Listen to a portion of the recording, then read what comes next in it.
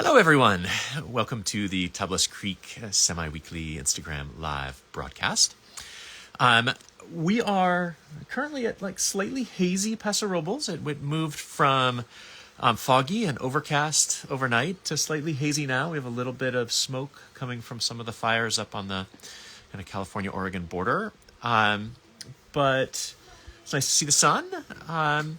My guest this week is Morgen McLaughlin, who is the executive director of the Willamette Valley's Wineries Association. I'm excited to talk to her. She has a really cool history of running regional associations around the United States. She's a fellow New Englander. So anyway, I'm going to be inviting Morgen to join me momentarily. But while we wait for people to join, I'm going to share a few pictures as to what we have going on. The big story for us is that we have started harvest.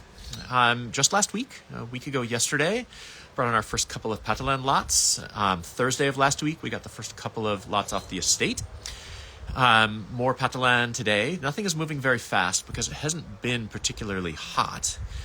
We've had a lot of days that have topped out in the 70s and low 80s. This is what it looked like at about 10:30 this morning. You can still see that fog lifting over the vineyard. So very moderate weather. Things are ripening slowly, but they are ripening.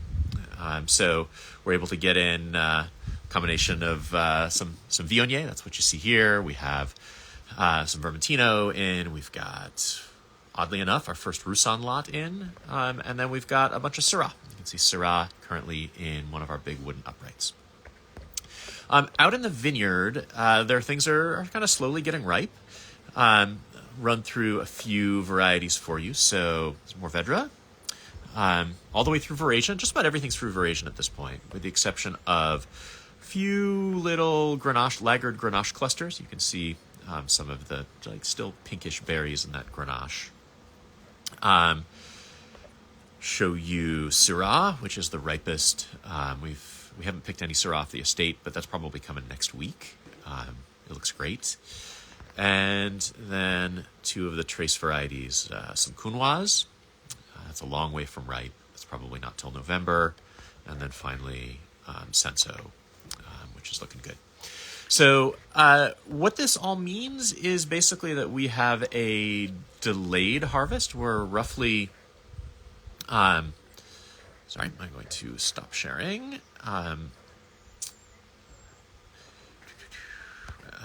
Stop sharing. Great. So we have a delayed harvest, but things have been proceeding at a lovely pace. The numbers are beautiful. Acids are outstanding. I was talking with Craig, who's our assistant winemaker, and he basically said this seems like a year where you just pick it and you put it in a tank, and you're just happy it is the way it is. So far so good. Obviously, the risk is on the back end. If we get early rain, it's possible that will happen before we're done. And we will almost certainly be picking into November, which we haven't done since 2011. Is what it is. So fingers crossed for good weather as we get deeper into harvest. But for now, things are looking great. Okay, I am going to invite Morgen to join me. She sees this, and it is all straightforward. She's a pro, so I'm guessing that she has done this many more times than I have. So I can't wait to talk to her about her own history. Excellent. Hi, Morgen. Hey. How are you? Can you hear me okay? I can see you. I can hear you. It all seems great. Technology is amazing when it works. Awesome. So I usually like to start by asking people to kind of share their path into wine. And I know you're a fellow New Englander, and I'm going to guess that there are probably not a lot of the people who you grew up with who are also working in wine. So what was your path? So my path was my family owned and operated a small vineyard and winery in the lovely state of Connecticut. So I grew up with a connection to wine and a connection to family land stewardship, blah, blah, blah. When I went to college, my intention was to get as far away from wine as possible. Um, so I was expecting to be a high school English teacher, and that career path was not my calling, I found out, luckily. And after I graduated college, I came back to Connecticut and was trying to figure out what I was going to do. And that's when the land and the wine sucked me in. And fast forward, I was able to marry a fellow wine industry person, and we raised three boys, and we operated a tasting room and did all of the things. But it's really hard to make wine in a place like Connecticut, where it's just all of the things multiplied by 1,000. And at the end of the day, you're still making wine that's not highly sought after. And so that was a point in my career where I assessed what I was most passionate about in wine, and that was regional identity, collaborative, cooperative marketing. And that path took me to the Finger Lakes, which had a natural connection to New England, being, drivable and a good source for vinifera varieties. And then I had a wonderful time in the Finger Lakes, and as someone who's from Vermont, yourself, and anyone who's been on the East Coast, the Finger Lakes is really special. But I felt that I needed a little bit more experience from the West Coast. So my husband and I packed up and decided to go to Santa Barbara, which was a great learning experience because, as someone who makes wine in the Central Coast, it's still baffling that everyone doesn't know where the Central Coast is, or where Paso Robles is in relationship to the San Ynez Valley or Santa Maria Valley. Hey, I'm happy just when I get people recognizing that Paso Robles is in the Central Coast. I still have pretty vivid memories of not that long ago going and visiting wine shops on the East Coast, and saying we were in Paso Robles and having people look at me vaguely and be like, "Oh, right, what part of Napa is that in?" Yeah. So, yeah, absolutely. I feel your retroactive pain. Yeah. And I think we, anyone who's been to Santa Barbara County, anyone who's been in the Central Coast wants to live there forever. It's a very beautiful place. But we had another calling, and I think I was more drawn to a place that also shared some of the outdoor values that as a family we enjoy. So hiking and skiing. So we've now been in the Willamette Valley for 6.5 years, almost 7. I've always thought, like, every time I go to Oregon, it sort of feels like almost like a little bit of kind of New England move to the West Coast. It feels more like where I grew up, feels more naturally comfortable than I find California does. I wonder if you found the same thing. Yes, and it has all the perks of the 4 seasons without the snow.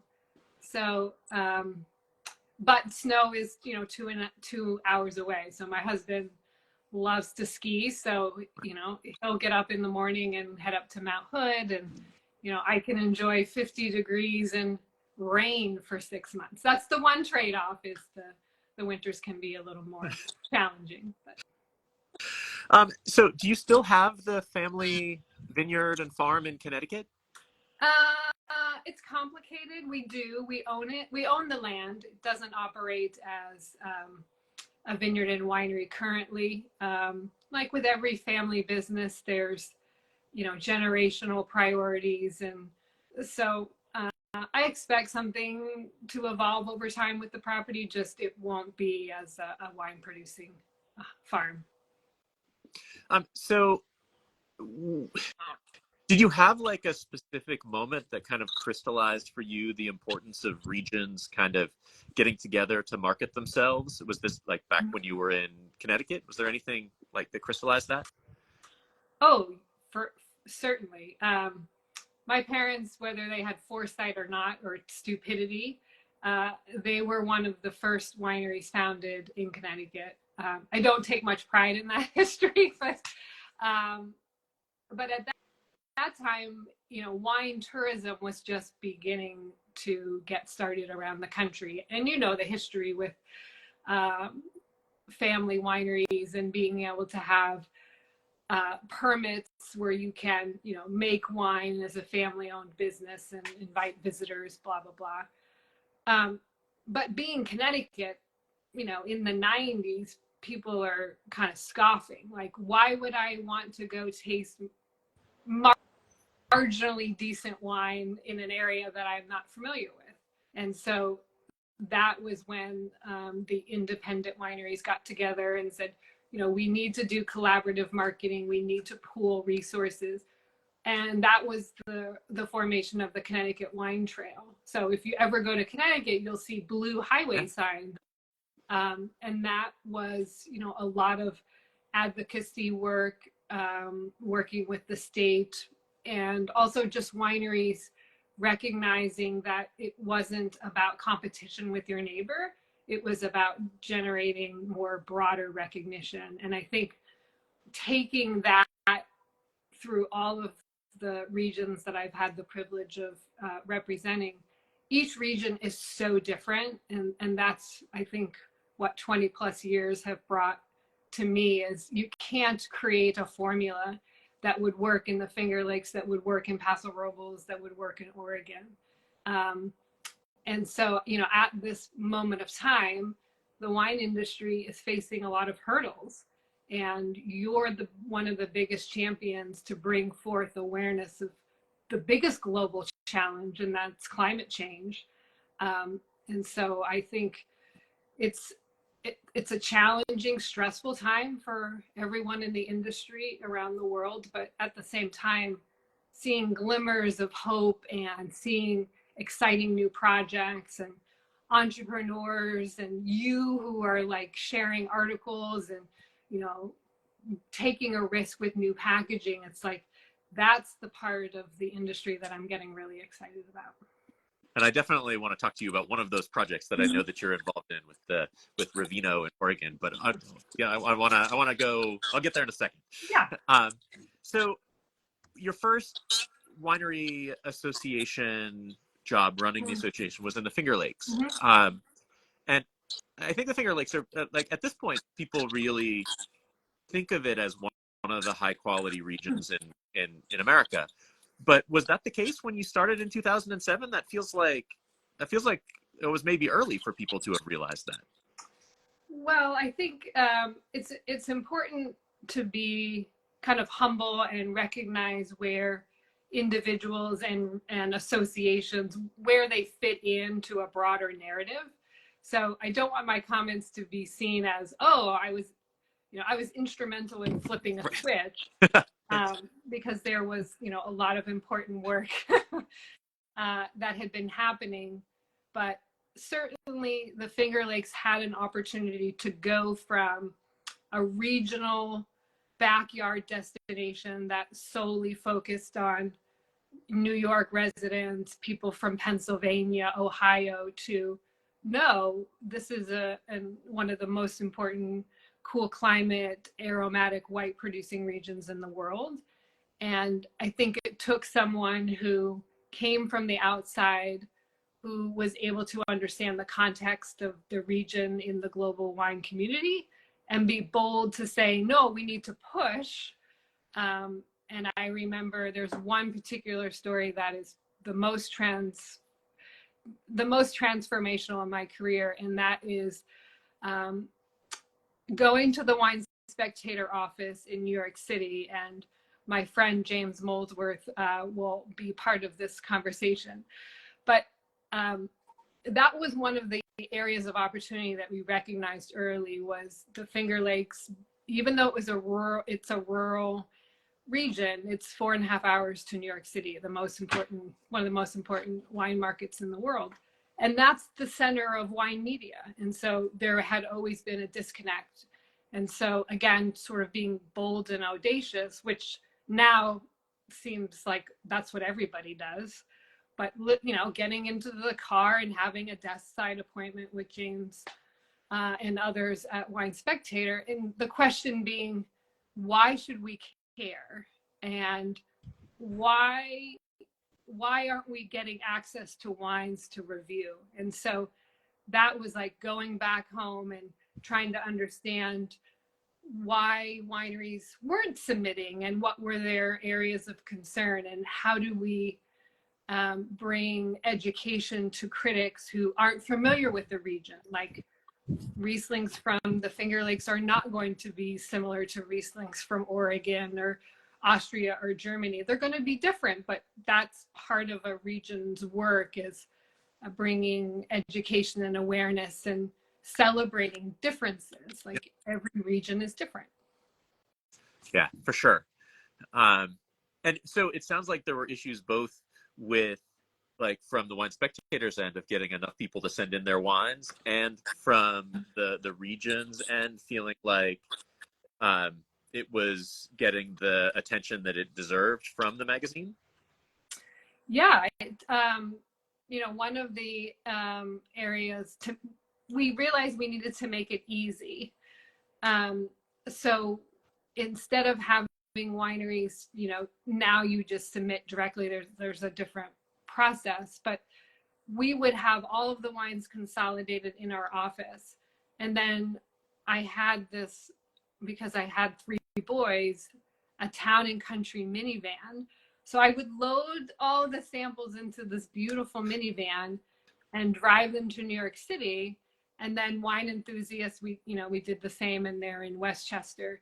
So it was the idea of the accessibility, and being that, an Italian wine producer has to go through a different way, but here I am in New York, I can literally bring the wines to you.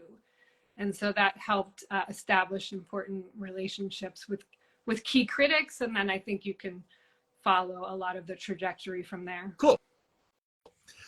So in 2013, you moved out to run the Santa Barbara Vintners and Growers. What was there something that drove that move beyond, like, why Santa Barbara? What was the reason for picking that as your next stop? Well, as someone who's been active with the Paso Robles Wine Association, there aren't many executive director jobs that come up. So in my position, if I want to continue representing regions, I have to have a spouse and a family that's willing to move. And then the timing has to be right. And so I had been looking for a little bit on the West Coast, and nothing came together. Santa Barbara did, and it was a perfect window in our family's personal side. My kids were having a transition with school, and anyone who visits Santa Barbara, I had actually never been, but I remember going to my interview and walking along the coast in Montecito, and I was like, I can't believe a place like this exists. I want to live here. So there you go. Totally get it. I had a friend in college who went out to UC San Diego for grad school. And again, I grew up in New England. I hadn't spent much time in California. And I remember one of the first emails he sent back, he's like, I can't figure out why everyone doesn't move here. Like, this is unbelievable.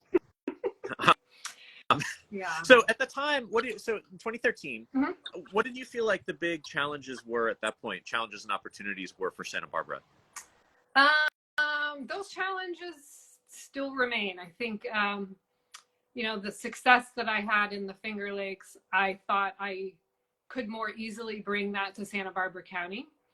And that I was definitely schooled on. Each region is different, not just on geography, but also, styles of wine, politics, community priorities. And the biggest challenge for Santa Barbara is it is a wealth of treasures. I mean, it's among the most beautiful places in the world. There is financial resources available. You have proximity to Los Angeles, but that's counterbalanced with one of the most diverse growing regions in the world, and where the Finger Lakes messaging was very, I don't want to say easy, but it could be focused around a single variety, Riesling, and it built from there. Santa Barbara County is beautiful in its complexity, but on the marketing side, it's much harder. Like, how do you define Santa Barbara County? It's really defined by appellations, that you have beautiful coastal Pinot and Chardonnay to inland Bordelaise varieties. And so that diversity is a blessing, but it's also is a challenge. Yeah, I mean, welcome to our world in Paso Robles, saying exactly the same thing. And that was actually one of the things that I wanted to ask you. I mean, you're now back in a region which is very associated with a single variety. Mm-hmm. Obviously, well, for Oregon, it's Pinot Noir, particularly for Northern Oregon. And I'm just curious at the extent to which you feel like that is a real asset in marketing a region, mm-hmm. or does it just sort of trade one set of challenges for another set of challenges? It is without doubt, and my personal and professional opinion, that the most recognized wine regions in the world have a clear identity that is understood by both the gatekeepers and the consumers. So there is no way that Oregon or the Willamette Valley would be where it is now if it wasn't for the foresight and risk that folks took in planting and recognizing Pinot Noir. I also think it's important that, the industry changes, this, and climate change is impacting things, and consumer preferences are changing. So I think having the open mind that you can have a singular focused variety message, but you can also embrace diversity, and you want to have a region that is experimenting with different things and trying things in the cellar. I mean, that's what's going to make wine interesting and sustainable over the long term. But without that singular focus, and it doesn't necessarily have to be one variety, but consumers are given a lot of choices, and they walk into a store and they want to connect with something, and if they can understand what they're connecting to, if it's the people or the place, then you likely have a better formula for success. Yeah. And I mean, that is one of the real challenges of a place like Santa Barbara or a place like Paso, where you have, at least here, you have at least three separate, like, long-standing traditions, each of which is convinced that it should be the lead character in this story. So, yeah, one of the things that we as regions have to figure out. Yeah. So I'm hoping, like, you could share a little bit about, for people who don't know what a regional organization does, like, what is your day-to-day like? What are the things that you focus on in any given day or week? So I think it's important to understand that there are different models and different approaches.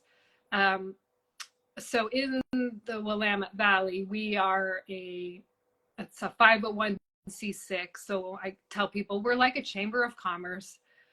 We are made up of members who voluntarily pay dues and support marketing activities. It's the same structure in Santa Barbara. It's a version of what I had in the Finger Lakes, but that's the same as what's here in Paso also. And I think so I point out the voluntary part, because at the state level in Oregon, we have the Oregon Wine Board. Washington has the Washington State Wine Commission. Those two organizations are funded through grape and gallonage assessments. So their service to the industry is different. And so a trade association needs the support of the majority, if not all, of the constituents. And then you have, showing a return on investment, showing value, showing progress. And then the day-to-day is, it's similar to running a winery. Like every day is slightly different. Though I can say when it's harvest, our office is quite quiet. Yeah, I bet that's probably both a good thing and a challenge. Mm-hmm. The voluntary piece of what you mentioned is I think an important thing for people to realize. I know at one point, I can't remember who it was down here, but talked about the Paso Robles Wine Alliance as being a coalition of the willing. Mm-hmm. And so there's a lot of work that the organization has to do to kind of market itself to its members, to remind the members all of the things that it's doing, make sure that people see the value of the money that they put in, and want to be a part of the next year and the next push.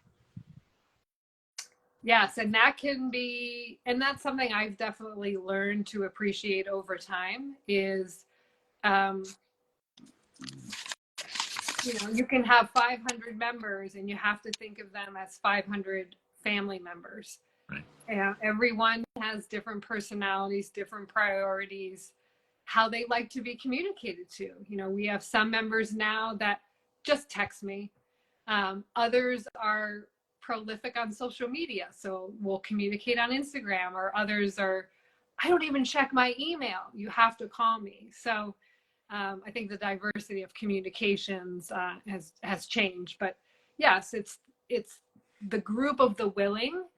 And I think not only having a focused marketing message, but the most important factor for a regional association and a region to be successful is the collaboration of the community itself. So you can have the most well-funded organization or the least funded. The ultimate success is the willingness of those producers to work together on a shared vision. And if you don't have that, it's just an uphill battle. And that ties into what you said before about something that I feel like I spent a lot of time talking about, which is that wine is not a zero-sum product. Mm-hmm. So like you can work to market your neighbors and your category and your region. And if people buy a bottle of their wines, that doesn't make them less likely to buy a bottle of yours. It makes them more likely. Mm-hmm. But it still takes someone articulating that vision and keeping people on that same path, mm-hmm. Or else it's just not feasible to actually get anything done. Mm-hmm. Back to the thing that we mentioned earlier. Mm-hmm. So I read with a great deal of excitement, mm-hmm. the announcement from a company called Revino, mm-hmm. about creating a essentially circular model for wine bottles, reusable wine bottles in Oregon. Can you talk a little bit about that? Yeah, it's a very exciting project. And I am someone who has understood the value of public-private partnerships, that sometimes the best solutions to challenges doesn't come from the public sector, is that there's something about the energy of entrepreneurs and being able to be sort of free in developing a business model. But Oregon has just naturally, I think it's all the rain we get, and we're just naturally green. And so people think of Oregon as just a green, hippie, environmental first place, and it is. And right before the pandemic, we had a number. I had actually Erica Landon, who she and her husband own Walter Scott Wines. She was our board chair at the time.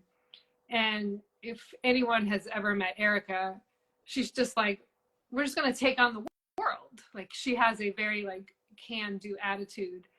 And they have an employee, Jess Pierce, who loves Riesling, and so was always interested in like her devotion to Riesling from Oregon.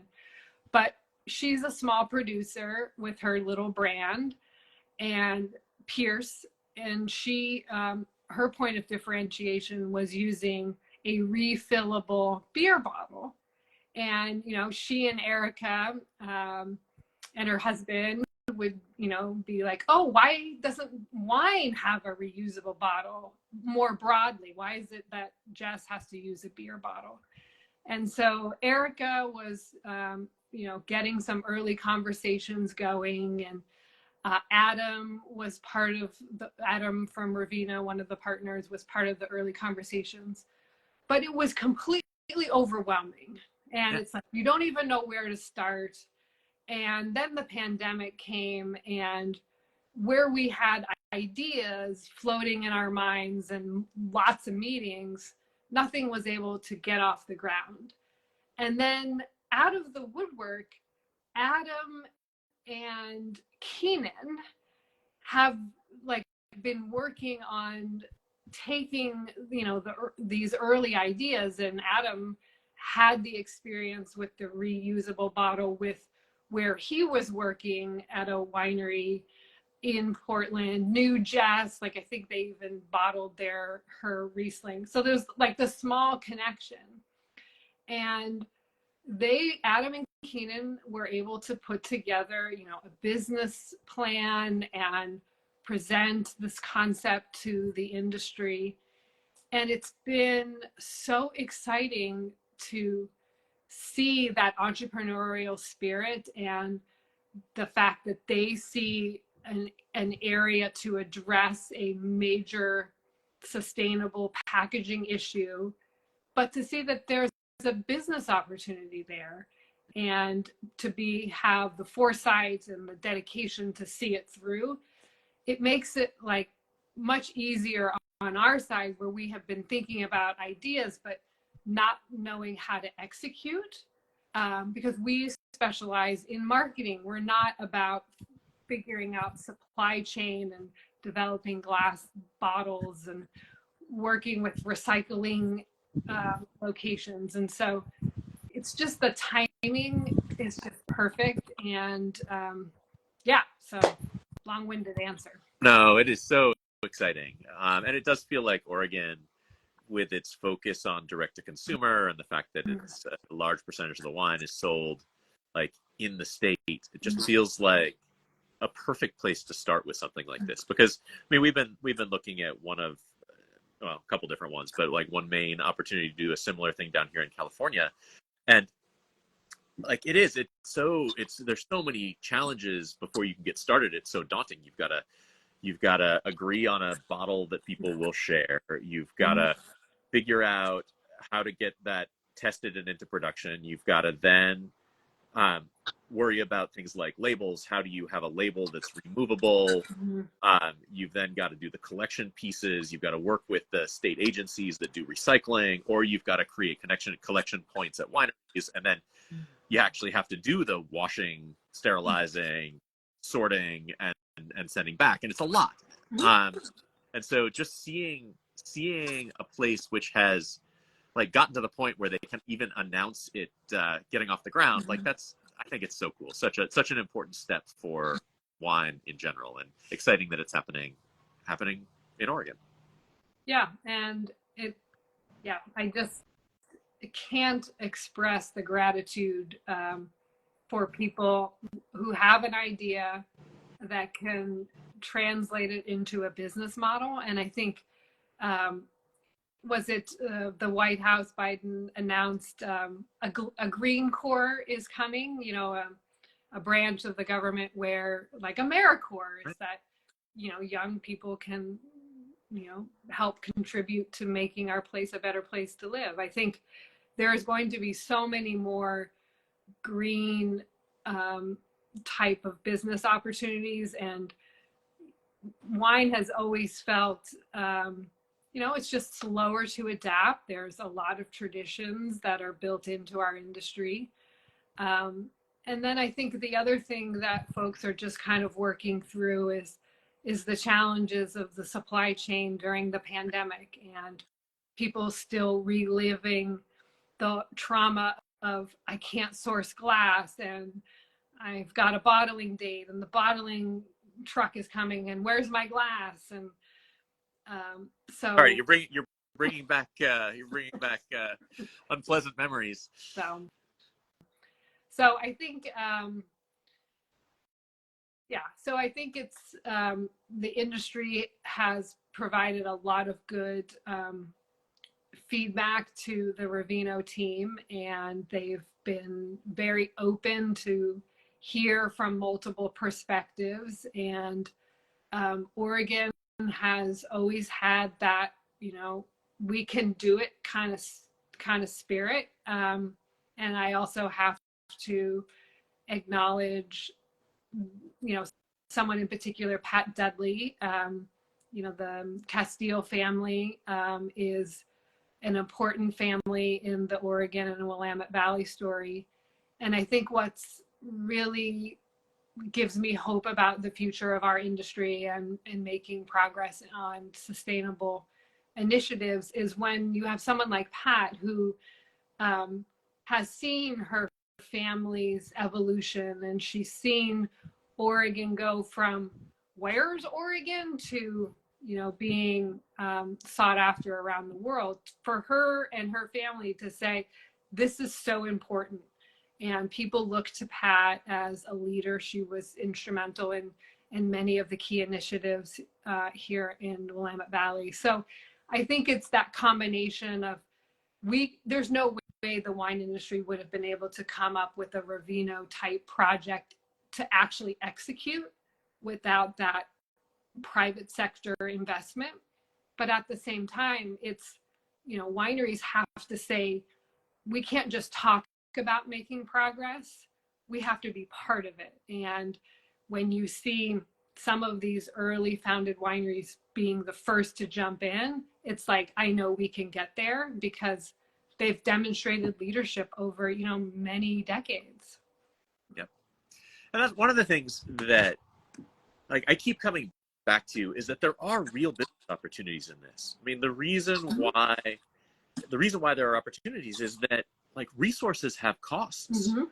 When you are mining new sand to make new glass, you are melting things down to make recycled glass. When you are, it's not just true with glass, it's true with anything that you're using, that you are buying and you are putting into your product, that comes from a resource. And if we can figure out a way to use fewer of those resources or reuse those resources, that leaves space for the private sector to do this in a way that offers them a business opportunity. And the question is just, of course, knowing that you're here and that there is a benefit to being here doesn't mean that you know how to put those pieces together. And so kudos to that team at Revino and the Oregon wine community for being willing to say, okay, nobody's done this before, but we see a way to put those pieces together. Right. And we're going to start doing it. I think it's so cool. Yeah, and I think it's it's an interesting time, as kind of mentioned before, with tradition and wine kind of having, it's a little more risk averse, and the pandemic has definitely added complexity. But we all know the headlines. We know the industry is quickly changing, and I think wineries need to realize, and I'm not just talking about Oregon, is that there's tremendous opportunity for us as a global wine industry to be leaders and to be the discussion conveners. Simple things like moving to lightweight bottles. Why is that not a universal standard? And it's because it's complex, and there are valid reasons why some people are still slow in adaptation. But I think having a forum for conversations and realizing that the wine industry is on a journey, and we need to be educating consumers as well. The weight of your bottle does not correlate directly to the quality of the wine in the bottle. Or if you are a top tier Central Coast producer and you put some wine in a box, that doesn't mean that the wine is lesser quality. So, Ding. Great. Awesome. And I think even the recognition that packaging is an area that we need to focus on is relatively new. You think of the wine industry, I think, has generally been pretty good at talking about its farming, adopting biodynamics, talking about character of place. I mean, these are things that wine has been good at, but realizing that the glass bottle accounts for more than half of the average winery's carbon footprint, like if that doesn't spur people thinking of or at least to reconsider some of the prejudices that they might have about other packages or the way that they've always been doing things, it really should. Yeah, and I have to say, if it wasn't for the Revino project, I wouldn't have had a deep of understanding of packaging and packaging supply chain. And even thinking about, you had that correlation to we've done a good job in the vineyards, and but like where does your glass come from? Like I had never really thought about that, or how many grams is your bottle? Like I don't know. And so thinking about gram weight, thinking about where bottles come from, and then thinking about local economies, resource usage, like it opens up such a bigger conversation where consumers now I think are much more interested in knowing where things are from, who made it, who touched it, how is that thing both positively or negatively impacting the world I live in. And so packaging becomes part of it. Like, why do we continue to use foil caps? I don't know. Someone came to me and said, why don't we have all wineries get rid of caps? I'm like, that's a great idea. Why don't you start taking caps off of your bottles and let's start a movement? So I think things like that. Awesome. Well, I try to keep these conversations a half an hour. We're already at 35 minutes, which I can't believe. I had like 6 more questions that I wanted to ask you. I will let you go. But before I do, if people want to learn more about what is going on in the Willamette Valley or what the Willamette Valley Vintners, Willamette Valley Wineries Association does, what's the best way for them to do that? We're kind of omni-channel like everyone else. So we have a website, willamettewines.com. We're also active on Instagram, and our handle is WV Wines.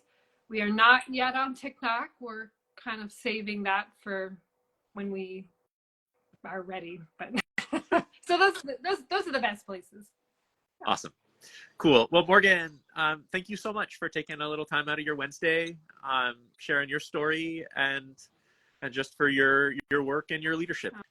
Oh, thank you, Jason. And I want this to sound sincere because it is, but thank you for all of the work that you do in elevating the importance around sustainability and packaging in our industry. If it is not for people like you bringing forth articles, convening conversation, people should be inspired and work within their sphere of what they can do. But we need more people like you championing these conversations. So really appreciate the time you've extended. Awesome. Well, again, thank you so much. I hope to see you live in person sometime soon. Okay. Bye-bye. Okay. Bye. And for you Tablas Creek folks who joined, thank you for joining for this conversation. We're going to be doing something a little different for our next 2 live conversations because we are going to be in the thick of harvest. So instead of having guests from outside, we're going to be doing conversations with Neil, Chelsea, Jordy, I think, just sharing what's going on with harvest. So look for announcements about those the next couple of weeks. And meanwhile, if you've got an in with the weather gods, please let them know to no rain until the second half of November. So thanks for joining.